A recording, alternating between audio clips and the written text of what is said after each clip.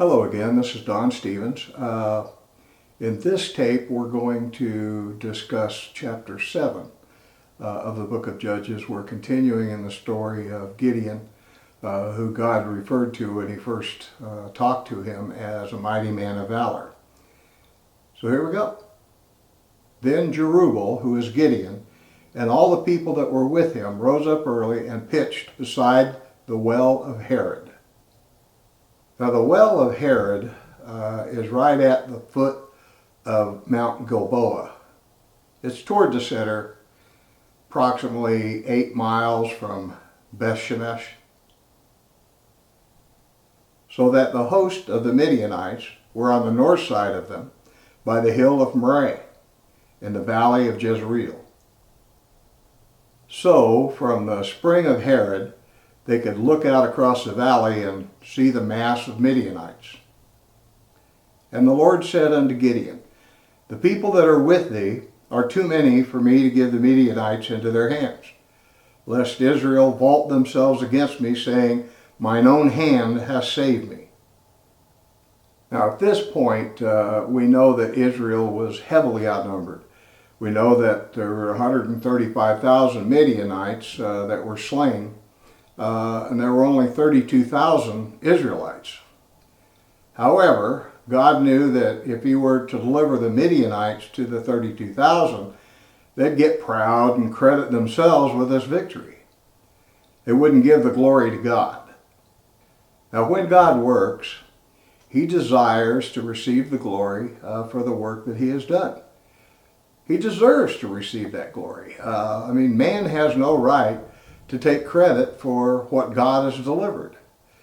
Yet it's easy to fall into that temptation and accept those accolades that may come for any success that we might have, even if that success is for which God was the true deliverer. Now God doesn't want man to take the glory that belongs to him. There is now, and there has always been, this prevalent danger of men taking the glory for what God has done, or even pretending to take the glory for something God has done. God doesn't appreciate that. God did not want that in this particular case. So in this story, God wants to reduce the number of Israelites, the size of their army, so that there can be no doubt that God was responsible for the victory. Go out to the men and proclaim to the ears of the people, saying, whoever is fearful and trembling, let him return and depart early from the Mount Gilead. And there returned to the people 22,000, and there remained only 10,000. Now here we see God is thinning out the forces. And this is so that he could get down to the men that would bring victory to Israel in such a way that God would get the glory for the victory. So the first ones God eliminates are the fearful ones, those that are afraid. They were disqualified from going into the battle. God knows that those people that are afraid or fearful are looking at the enemy rather than looking at God. Now God knows that those that might be fearful during a battle can turn and run, and that can create a panic among the rest of the troops. God knows that those that are trembling are weak and they can't stand up to the fight. So he sent all these fearful troops home. And the Lord said to Gideon, the people are still too many. Bring them down to the water, and I will try them for you there. And it shall be that of whom I say unto thee, these shall go with you, the same will go with you.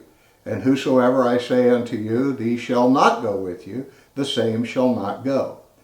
So he brought the people down to the water, and the Lord said unto Gideon, every one that laps the water with his tongue, as a dog lappeth, him shall you set by himself, and likewise every one that bows down upon his knees to drink.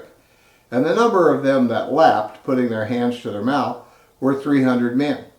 But all the rest of the people bowed down on their knees to drink the water. Now again we see God reducing the number of troops that are going to go into battle.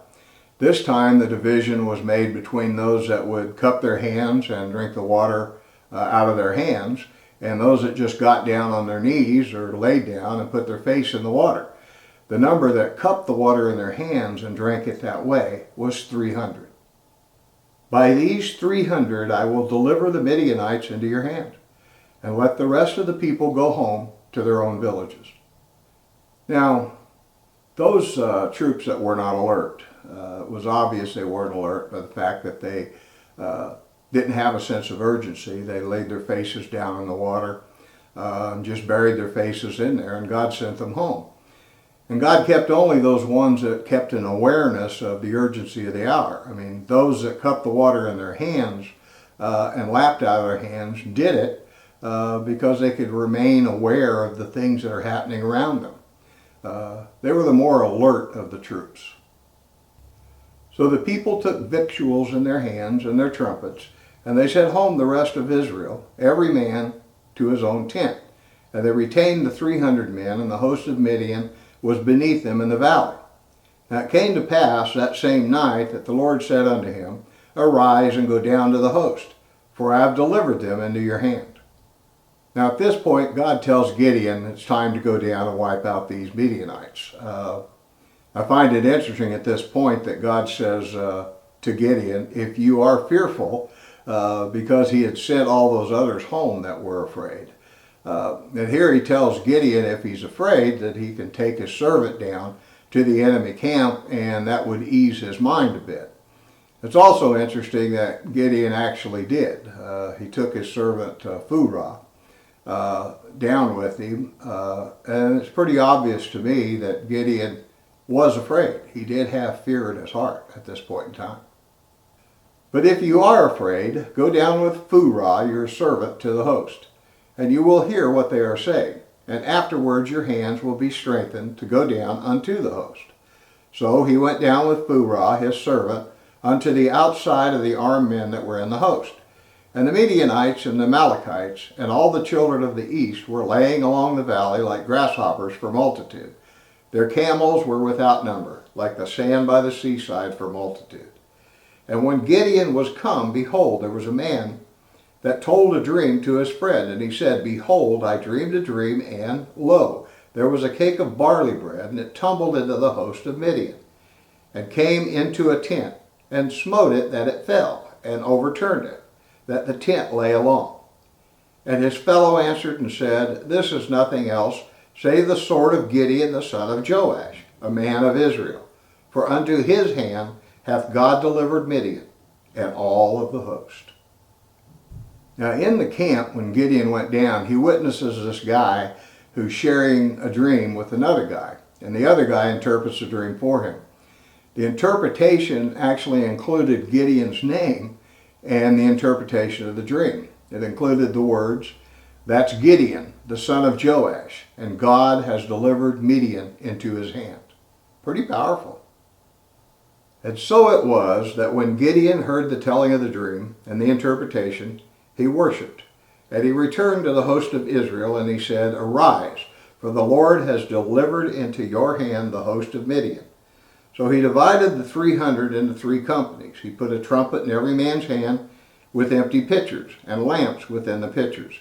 And he said unto them, Now watch me, and do as I do. Behold, when I come to the outside of the camp, and it shall be, as I do, then you shall do. When I blow with the trumpet, and all that are with me, then blow with your trumpets also on every side of the camp, and say, The sword of the Lord and of Gideon.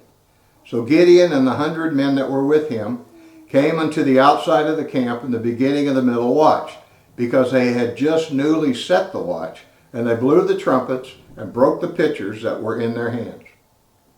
Now the middle watch normally ran from about midnight to about 3 in the morning, and these guys had just newly set the watch, so it must have been just around midnight when this all occurred. Now these trumpet blastings woke up the Midianites, and it was in the middle of the night. And so when they looked and saw all these flaming torches all around them, while these trumpets were continuing to blow and blast in the middle of the night, confusion came upon these guys. Now this is a common way that we see throughout the Bible where God delivers his enemies. He confuses them until they begin to battle with each other.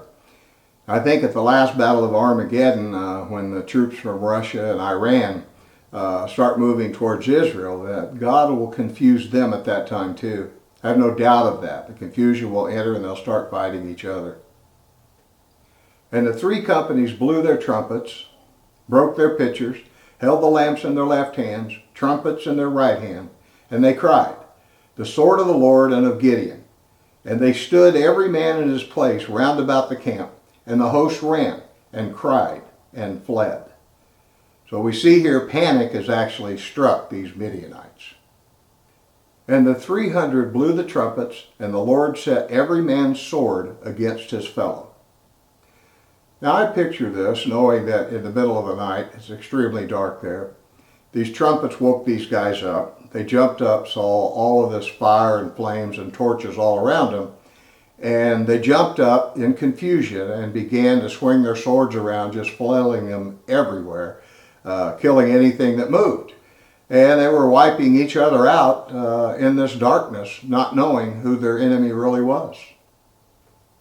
Even throughout all of the host.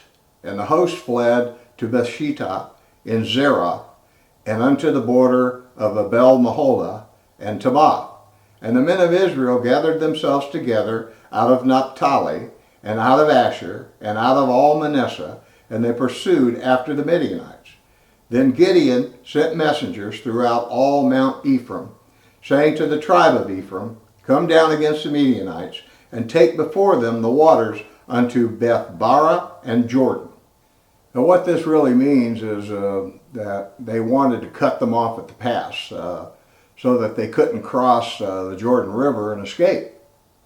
And the men of Ephraim gathered themselves together and took the waters unto Beth-barah and Jordan. And they took the two princes of the Midianites, Oreb and Zeeb, and they slew Oreb on the rock, and Zeeb they threw at the winepress of Zeeb. And they pursued Midian, and brought the heads of Oreb and Zeeb to Gideon on the other side of the Jordan. So they caught two of these princes, they beheaded them, and they took the heads to Gideon. Now it's interesting to see how this is going. That's the end of chapter 7. We're going to continue with chapter 8, and I think you'll find it interesting just how this all plays out.